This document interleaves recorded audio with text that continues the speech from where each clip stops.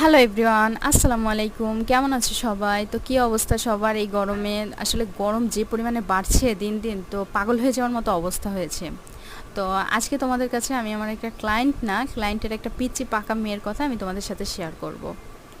এই ক্লায়েন্টটা অনেক দিন থেকে আমাকে বলছিল যে আপু আমি তোমার কাছ থেকে একটু মেহেদি পরবো, আমার অনেক দিনের শখ। তো তুমি কবে কি টাইম করতে পারবে? তো আসলে ওর আর আমার টাইমটা আর কি অ্যাডজাস্ট হচ্ছিল না, কারণ আমি যে টাইমটাতে ফ্রি থাকি ও ওই টাইমটাতে বিজি থাকে, এবং ও যে টাইমটাতে ফ্রি থাকে আমি ওই টাইমটাতে বিজি থাকি। তো এইভাবে দেওয়া হচ্ছিল না, কিন্তু এবার আর কি টাইমটা মিলে গেছে বিধায় আমি ওকে দিতে পেরেছি। তো দিতে দিতে আমি ওকে বলছি যে ডিজাইনটা কি তোমার পছন্দ হচ্ছে? তো ও বলছে হ্যাঁ আপু, আমার অনেক বেশি পছন্দ হচ্ছে, কারণ আর আমি তো কখনো মেহেদি আর পরিনি আমার বিয়ের পরের থেকে, কারণ বিয়ের দিনই নাকি ফার্স্ট ও মেহেদি এবং লাস্ট পড়েছিল। কারণ আর ওর কোনো বোনও নাই আর কোনো ননদও নাই যে ও তাদের কাছ থেকে আর কি পড়বে, আর ও নিজেও দিতে পারে না। তো এই বলতে বলতে ওর মেয়ে স্কুল থেকে হঠাৎ এসে হাজির হলো।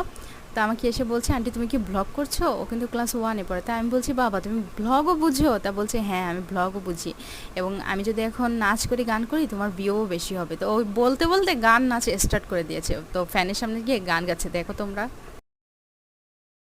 সব শেষ করে দিব, সব শেষ করে বাহ! দিব, সব নিজে হাতে